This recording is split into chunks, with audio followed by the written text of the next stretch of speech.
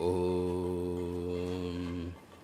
Sadashivasamarambham Shankaracharyamadhyamam Asmadacharyaparyantam Vande Guru Paramparam. Om. I started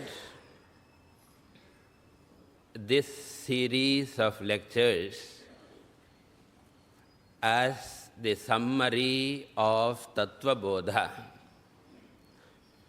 and some of you might have looked into the textbook of Tatva Bodha, and you might have found that all these topics that I discussed until now are not at all there in Tatva Bodha.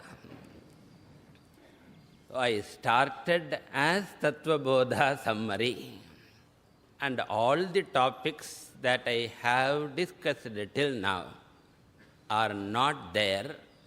You may be wondering why.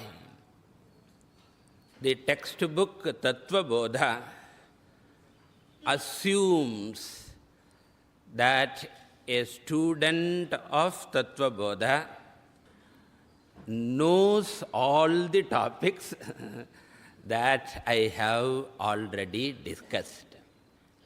They are all taken for granted in this particular book.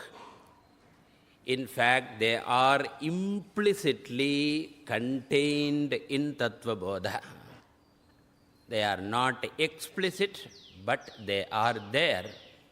And therefore, I thought I will give you an idea of all these 8 topics that I discussed till now. Now that you are familiar with these topics, I propose to enter into the Tatva Bodha summary proper. And the Tatva Bodha is a book which primarily focuses on the Jnana Yoga spiritual discipline. Previously, we had seen Karma Yoga as a form of spiritual discipline. Then we discussed Upasana Yoga, and then we discussed Jnana Yoga.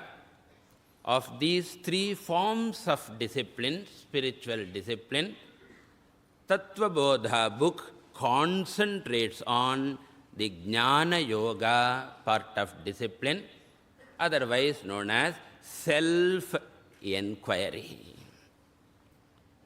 Unlike the Bhagavad Gita, Bhagavad Gita is a complete and comprehensive textbook because it deals with Karma Yoga, Upasana Yoga, and Jnana Yoga, therefore it is complete. Whereas Tatva Bodha does not deal with Karma Yoga or Upasana at all. It focuses on Jnana Yoga. And this book is generally studied because it presents the method of self-enquiry in a systematic and comprehensive form. Both are important. In a very systematic method and a comprehensive method, it presents self-enquiry which leads to self-knowledge or self-discovery. Therefore, self-enquiry leading to self-discovery is the subject matter of Tatva Bodha. And not only it deals with self-enquiry, like many other spiritual textbooks, by the way of enquiry, it introduces all the technical terms required for conducting self-enquiry. Because any particular science has its own technical terms, In Sanskrit, they are called paribhasha shabda. Jargon, in English we say. And just as there are technical terms in medicine, in law, in science, in dance, in music, in cricket, that's why when they give cricket commentary in Tamil, so it seems one person translated, this particular fielder is standing in Paityakara Pulli, silly point. So silly means Paityakaran, point means Pulli. So silly point means Paityakara Pulli. So you cannot translate certain words. It is a jargon in cricket. So thus, any science has got no ball, illai pandu. So, aru illai pandu na. So how will you translate no ball? Kumuka. You know what is Kumuka? LBW. Kuchi mun kal. So Kuchi means the three stumps. Before Kumuka out. So, it's all difficult. Better you say LBW. Then the problem is if you use jargon, you won't have much Tamil word to speak at all. Anyway, you require technical terms for any science, including self-enquiry, Jnana Yoga. And in Tatva Bodha, all these technical terms are very systematically, comprehensively presented, and each one is beautifully defined also. So thus, Tatva Bodha serves two purposes. One is it gives you the method of enquiry leading to knowledge, and secondly, it introduces technical terms or terminologies. And I don't propose to do the entire text line by line. As I said, I want to summarize the text and present all the important topics contained in the text so that you will be familiar with both and more importantly with the technical terms, so that if you study any scriptural book, you will be able to understand better. And this book, Tatva Bodha, is written by Shankaracharya. And some people say it is written by Adi Shankaracharya himself. And there are some other people who say it is not Adi Shankaracharya, but one of the Shankaracharyas coming in the Parampara. Because in our tradition, any Shankaracharya coming in that Parampara is also called Shankaracharya only. But we don't bother whether it is Adi Shankara or later Shankara. It is written by a great Acharya. And this is a small book only in prose form. Some of the scriptural texts are in metrical form poetry, like Bhagavad Gita. It is in metrical form, which can be chanted, whereas Tatva Bodha is in prose form, except for the beginning and the end. It begins with a verse which is prayer, and also it ends with another verse which is in the form of giving the benefit of this study.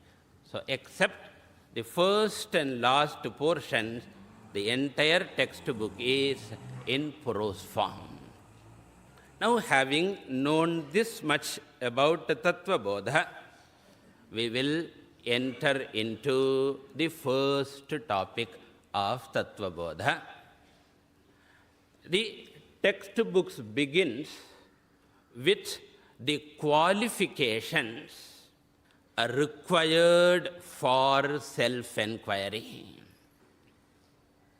What are the preparatory qualifications or preparatory disciplines required for self-enquiry is the first topic. And this also you must understand well, because the study of any science presupposes the appropriate qualification. So if you want to study for post-graduation, you must have graduation. If you want to do a doctoral thesis, you should have a post-graduation. And in some of the institutions, you have to go through entrance examination. Even in sports, we have got qualifying rounds. In short, without appropriate qualification, you cannot enter into any field. It is true of self-enquiry also. And this qualification is presented as Sadhana Catushtayam. Catushtayam means fourfold. Sadhana means qualifications, preparatory discipline. Therefore, Sadhana Catushtayam means fourfold qualifications or fourfold preparatory discipline. Now we will deal with this topic today. So today's topic is Sadhana Catushtayam, fourfold qualification.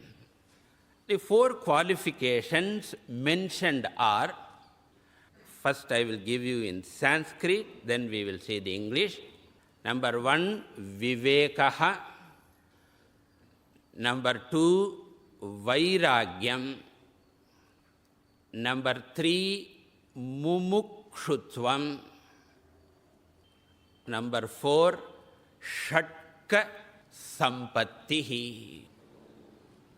Vivekaha, Vairagyam, Mumukshutvam, Shatka Sampattih.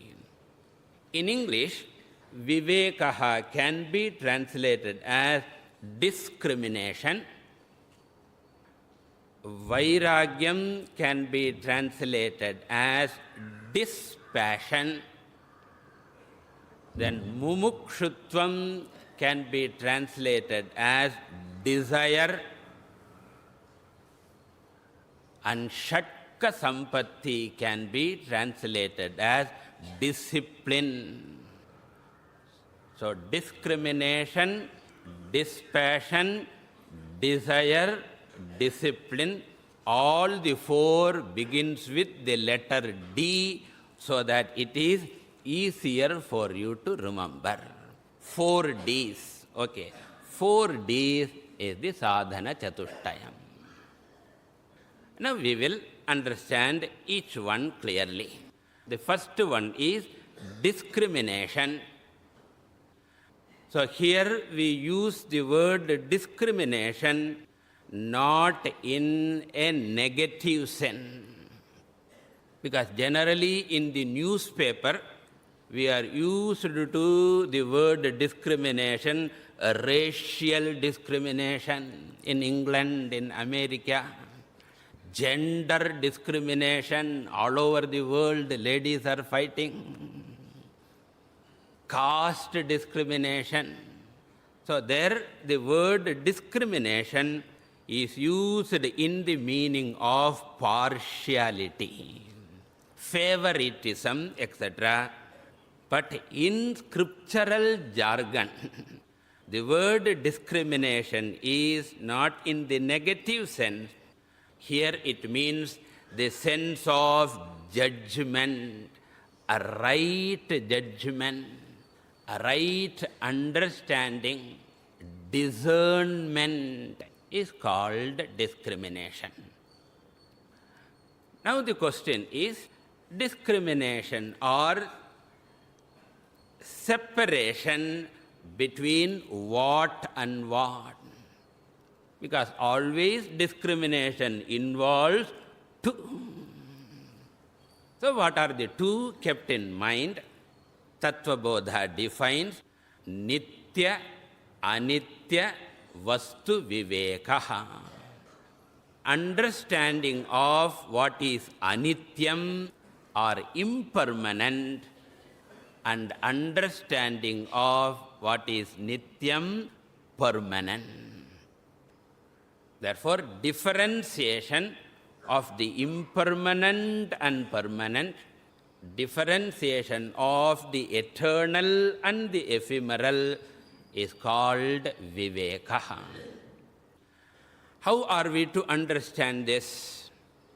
If you look at the universe, we discover one fact, that the whole world or creation exists within time-space frame.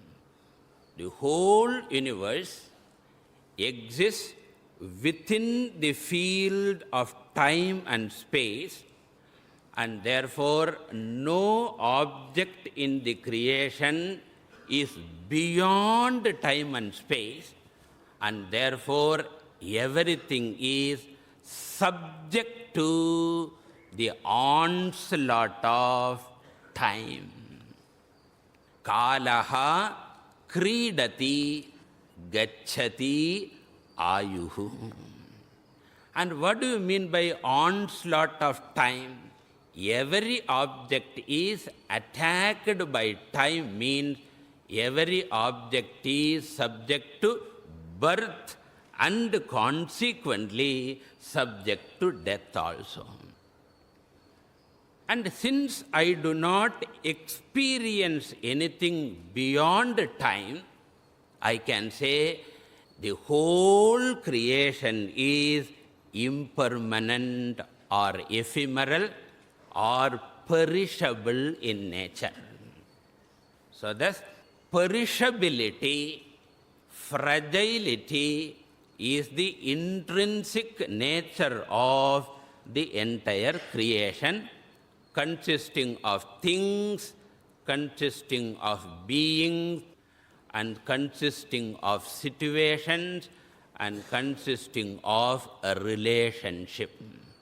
There is no permanent object, there is no permanent person, there is no permanent situation, and above all, there is no permanent relationship.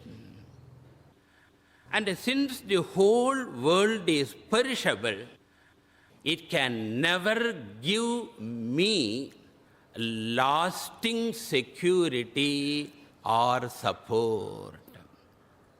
Nothing in the world or the entire world cannot give me lasting security or support.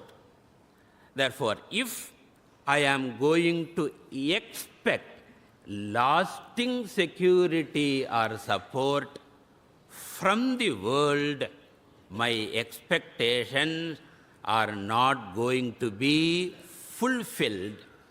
Disappointment will be the result.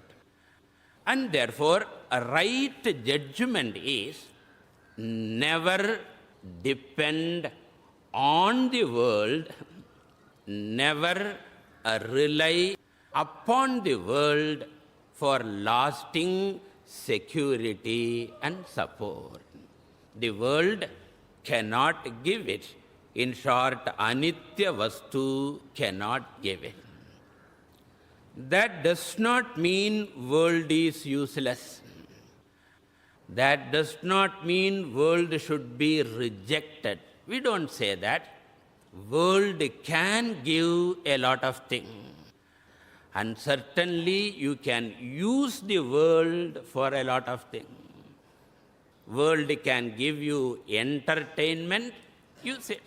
Music season. Go for kacheri after kacheri. Who says no? It can give you entertainment. It can give you education. It can give you opportunity for service. It can give you opportunity for growth. For all these things, world is very useful. Entertainment, education, opportunity for service, opportunity for growth. For all these things, world is very, very useful.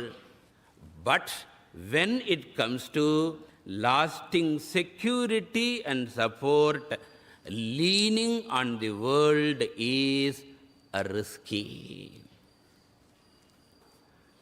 And that's why I give the example, you must remember, of the cardboard chair.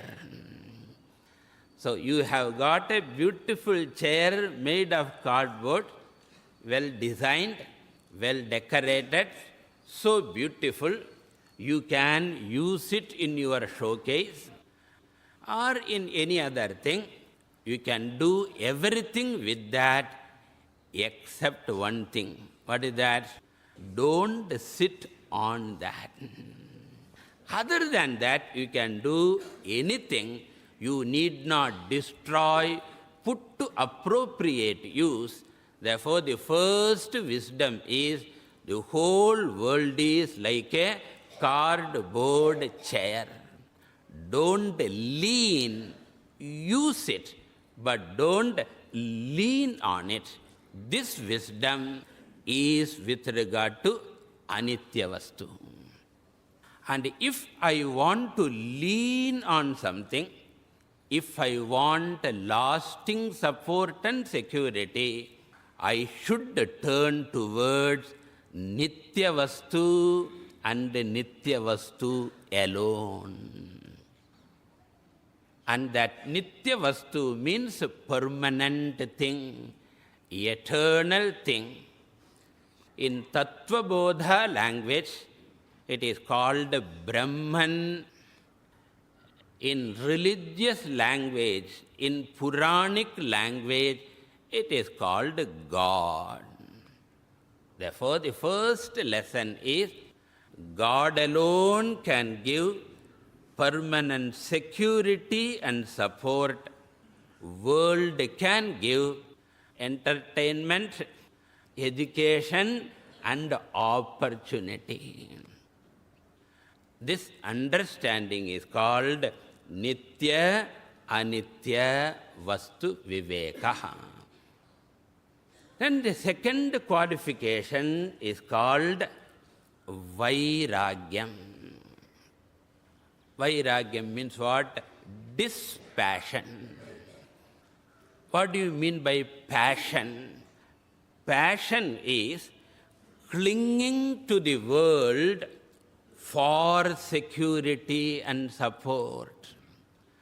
Clinging to the world for security and support, psychological leaning on the world for security and support is called passion.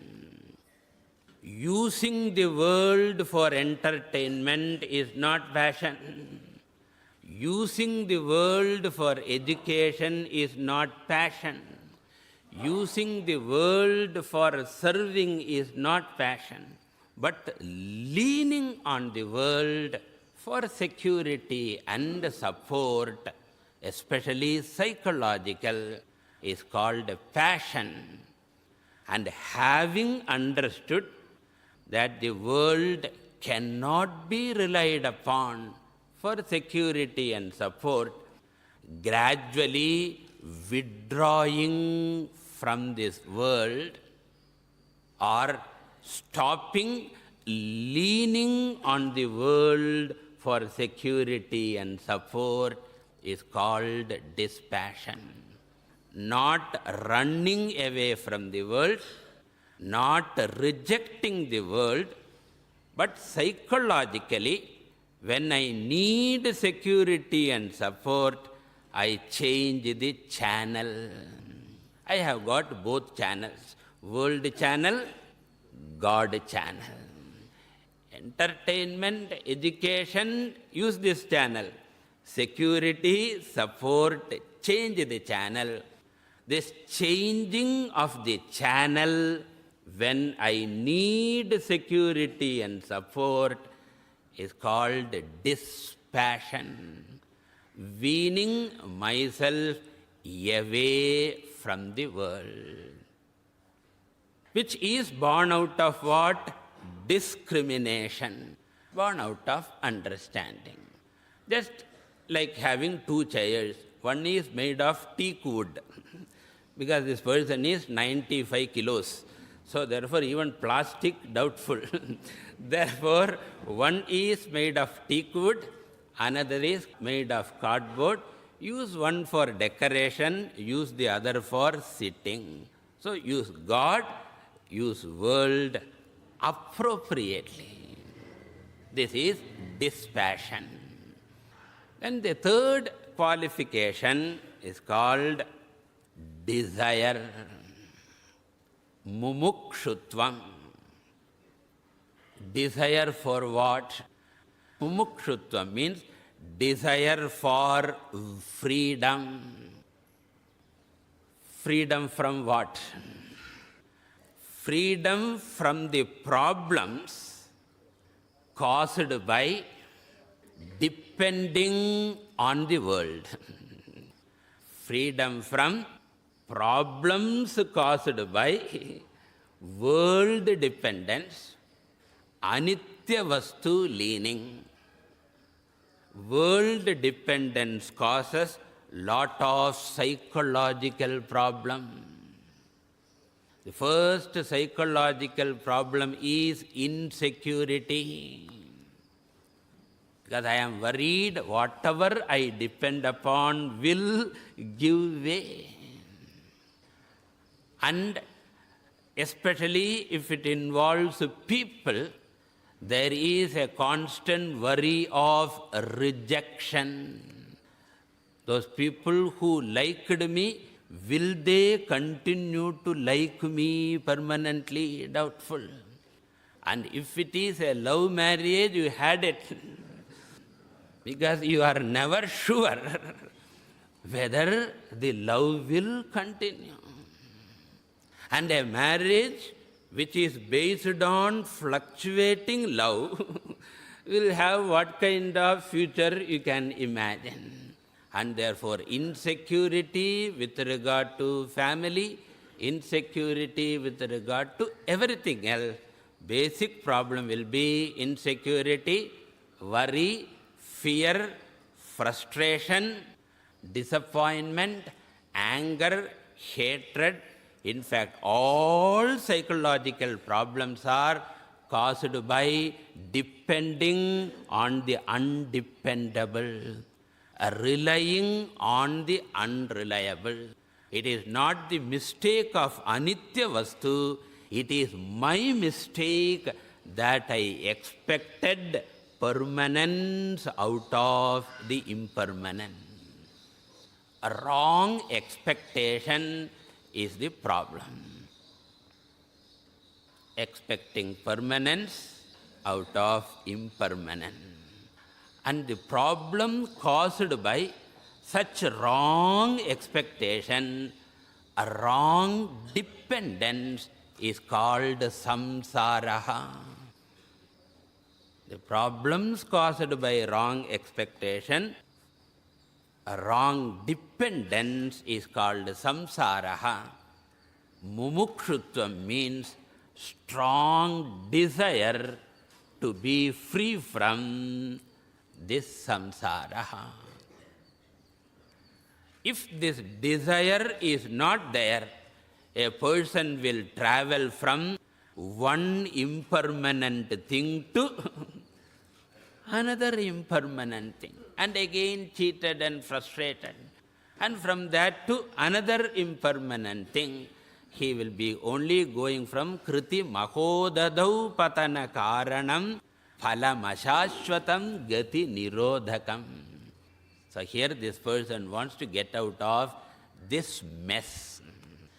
This is called desire for freedom. Mumukshutvam in Sanskrit. Then the fourth qualification called discipline, In Sanskrit, Shatka Sampattih. Shatka means sixfold.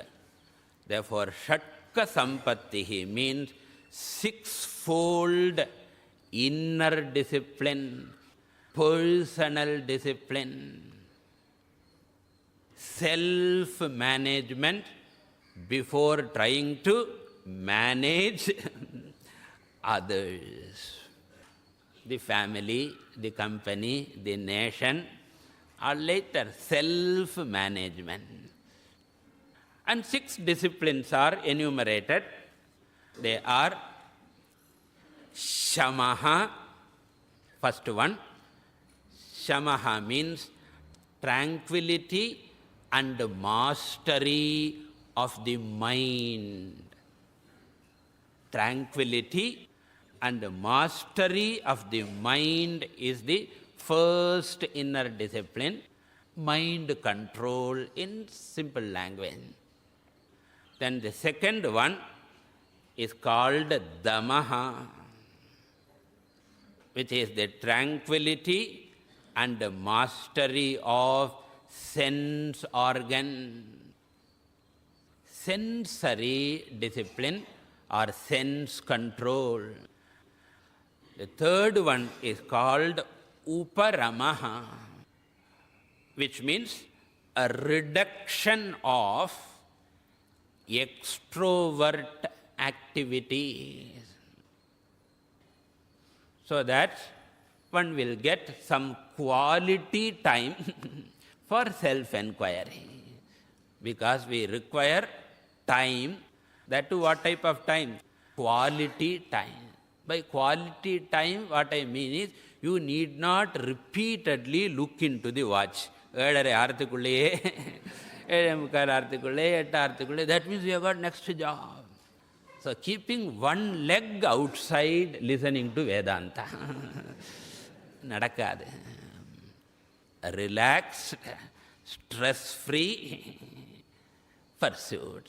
So Uparamaha means finding quality time or reduction of extroverted pursuit. Withdrawal is called Uparamaha. Then the fourth one is called Titiksha. Titiksha means mental toughness to withstand all forms of challenges in life, to face all types of experiences in life, psychological immunity in ups and downs is called Titiksha, forbearance, inner strength, etc.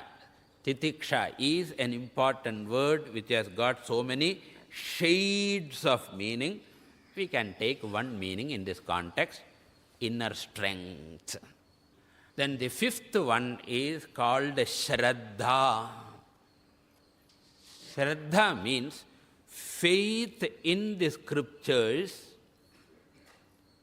and also the Guru, the Acharya, who helps in the study of scriptures. And by faith, what we mean is not blind faith, but an open-mindedness until I understand things clearly. So a non-critical approach, a non-critical, open-minded approach, giving the benefit of the doubt to the teacher or the scriptures until I understand. That humility, Shraddha, involves freedom from intellectual arrogance. Intellectual arrogance is a very big obstacle for scriptural study.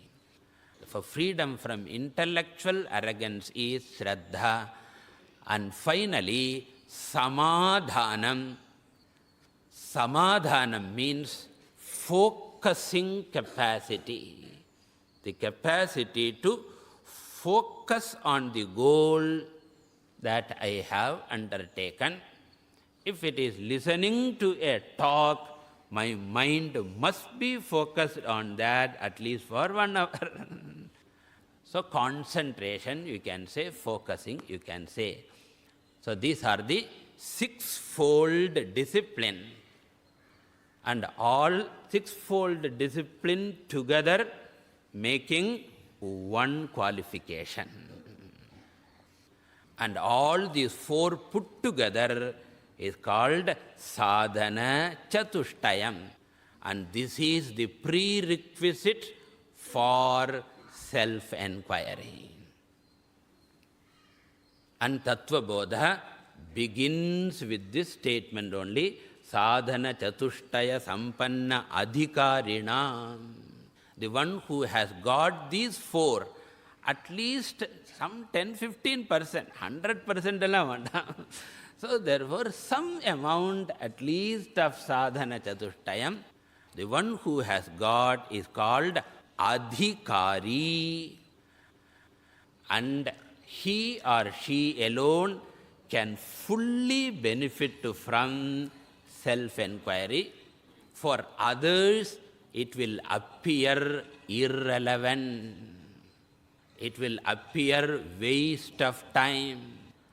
Or it will merely appear as an academic exercise. So therefore, this is required. Now, the author of this text, he points out sadhana chatushtayam is required, but he never says how to acquire them. That's why he said he takes many things for granted. Because naturally, if he says the fourfold qualifications are required, I will look into myself, and if I find I am anadhikari, what am I supposed to do to become adhikari? At least where the tutorial college is available, I should know. So for that, we have to find our answer. The methods are the following. The first three qualifications, discrimination, dispassion, and desire, these three are acquired and nourished by karma yoga discipline. So karma yoga is the most important discipline meant for acquiring the first three qualifications. And you should not ask me what is karma yoga. And that is the reason in my preliminary lectures I took care of that. So that I can happily say karma yoga, and hoping that your eyebrows won't be raised. Then comes the fourth qualification called Shamadhi Shatka Sampattih. The fourth qualification is acquired through Upasana Yoga. So Karma Yoga and Upasana Yoga together will give Sadhana Catushtaya Sampattih, which is preparation for Jnana Yoga. So now are you able to get a wider picture? Karma Yoga and Upasana Yoga will make you fit for Jnana Yoga. So Karma Yoga and Upasana Yoga gives you Jnana Yogyata, not Jnanam. Karma Yoga and Upasana Yoga will give you Jnana Yogyata. Yogyata, can you understand? If I tell you the opposite, you will understand. Ayogya, shuna puriyarda. Thitrom alliyo, ayogya payalengrama. Opposite of that is yogya. Thirupi sollandi irukku. So karma and upasana gives you Jnana Yogyata. Jnana Yoga gives you what? Jnanam. So the first two gives you jnana yogyata, the third gives you jnanam, and jnanam gives you moksha. Therefore, our entire spiritual discipline can be divided into two stages now. The first stage is jnana yogyata praptihi. First stage is acquisition of jnana yogyata is the first discipline, which involves pursuit of karma and upasana. And the final stage of life is acquisition of jnanam, jnana praptihi. And in the scriptures, the first stage of jnana yogyata prapti is discussed in the first part of the scriptures. Veda Purva deals with jnana yogyata praptihi.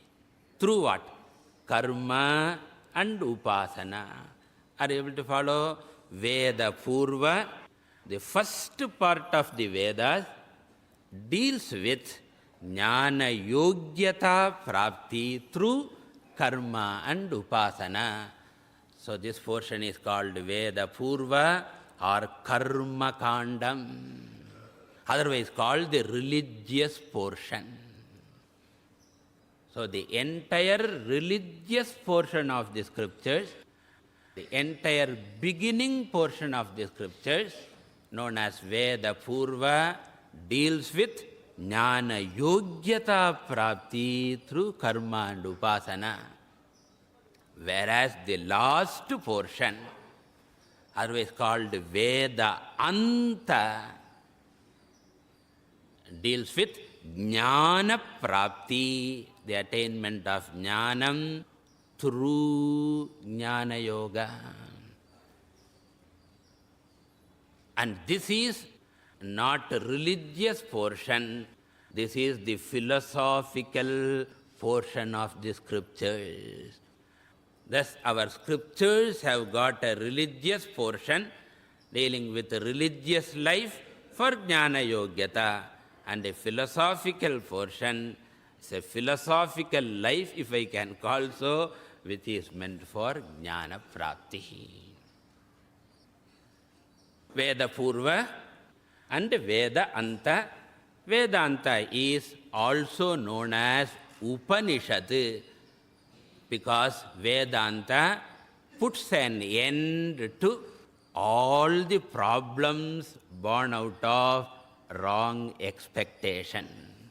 So Upanishad means destroyer of dependence-caused problem. And therefore, Vedanta or Upanishad is the philosophical portion, Veda Purva is religious portion. All those things put together gives me jnana yogyata and jnana. Finally, I would like to discuss one more as part of this. I said karma yoga gives the first three qualifications. Upasana yoga gives the last qualification. First three, last la nyama varudalyo. First three, discrimination, dispassion and desire. And the last one is discipline. In addition to karma yoga and upasana, one more exercise is included for acquiring sadhana Catushtaya Sampattih. Karma yoga and upasana yoga are not sufficient. One more is important. And what is that? An ethical life in which a person follows moral values. A life of moral values is extremely important for cultivating sadhana chatushtayam.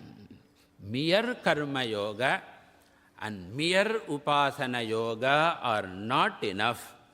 Morality, ethical values are also important.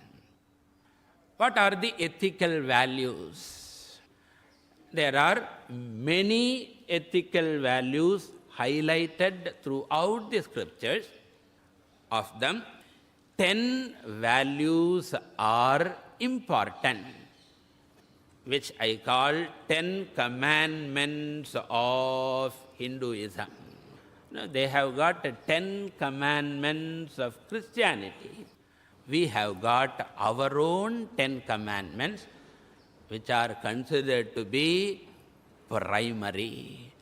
And without them, Sadhana Catushtayam is impossible, and without Sadhana Catushtayam, Jnana Yoga is impossible.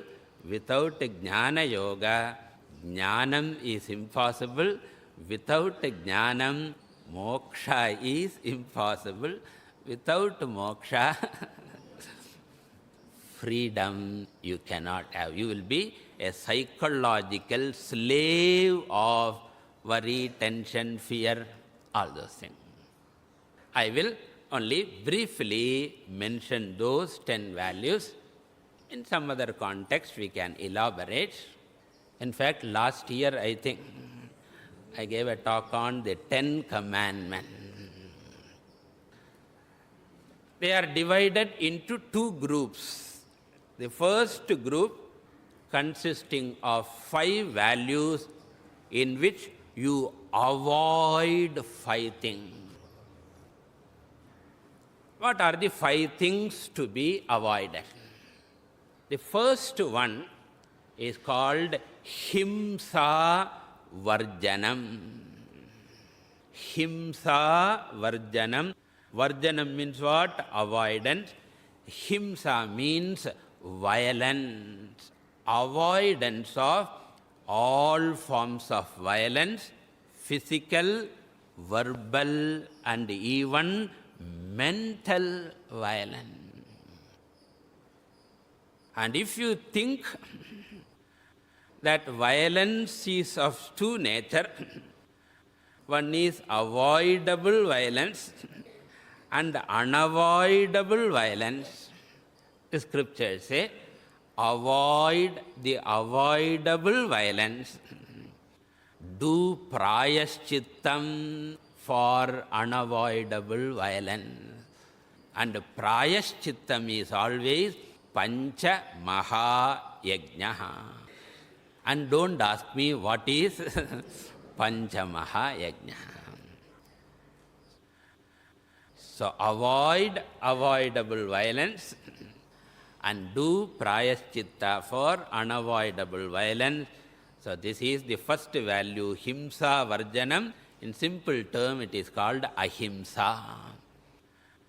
The second avoidance is Asatya Varjanam, avoidance of lying, Anrita Varjanam, falsehood.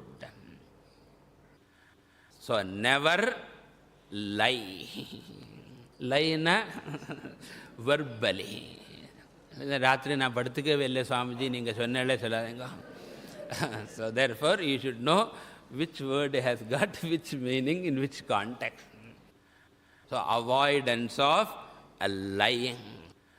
And here also if you divide the lie into 2, because that is what people will jump. Swamiji ungalku enna theriyum? So our answer is avoid all avoidable lies. And the list should increase. And all unavoidable lies should be followed by prayaschitta, which is again Pancha Mahayajna. Shastra itself says, Pancha Suna Grihasthasya Pancha Yajnena Nashyati. Suna means unavoidable evil. Necessary evil, that is called Suna. And a householder will face many such problems, and for him prayaschitta is presented. Then the third one is Steya Varjanam. Steya Varjanam. Steyam. Steyam. In simple language, it's called Asteyam.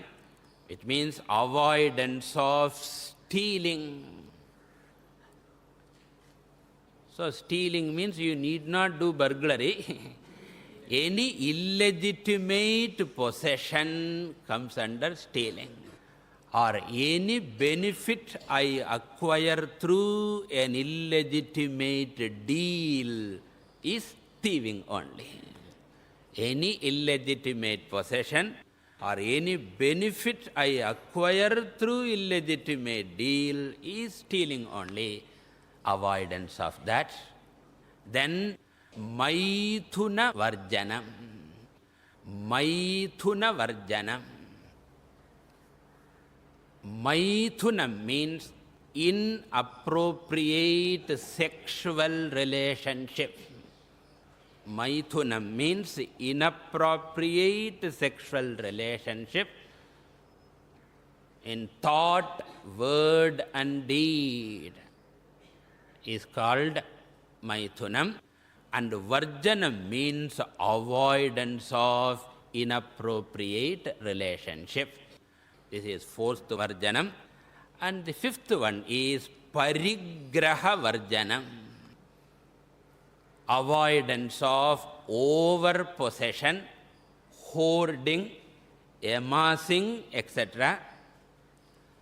To put in positive language, simple living.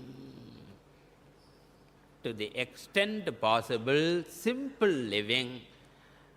And if I have more, sharing with others. These are the 5 avoidance. Himsa Varjanam, Asatya Varjanam, Steya Varjanam, Maithuna Varjanam, and Parigraha Varjanam 5.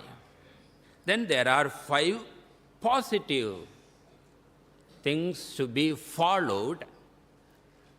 Number 1, Shaucham.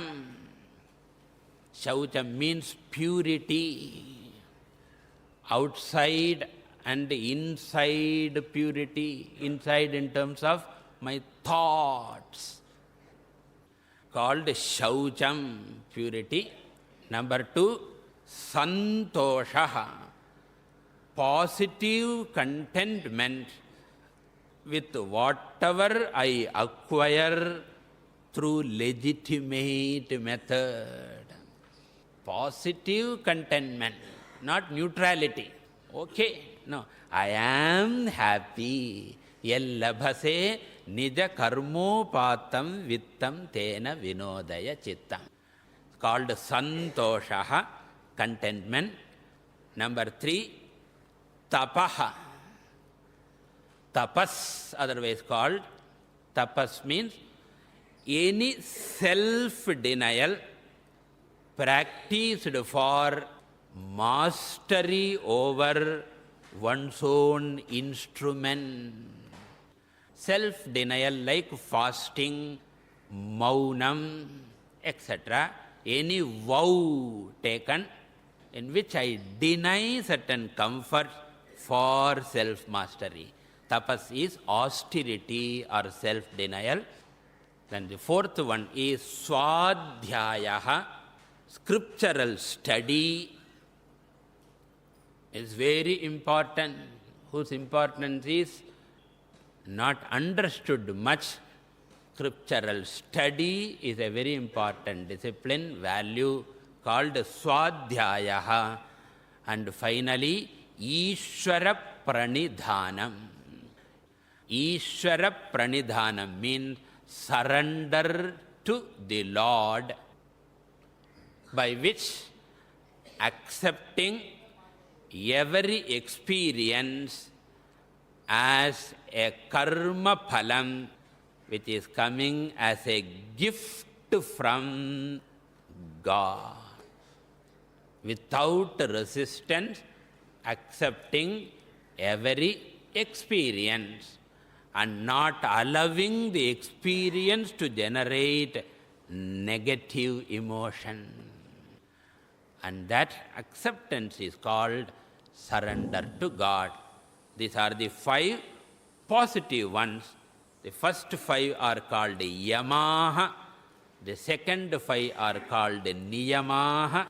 Yama plus niyama are the 10 commandments, which is the moral life or ethical life. Karma yoga plus upasana yoga plus ethical life will give sadhana chatushtayam. And if we have this, we are ready to go into the Tatva Bodha textbook, and I assume that we all have sadhana chatushtayam, and we will enter into the text from the next class. Haryam. Purnamadah Purnamidam Purnat Purnamudachyate Purnasya Purnamadaya Purnamevavachishyate. Om Shanti Shanti Shanti.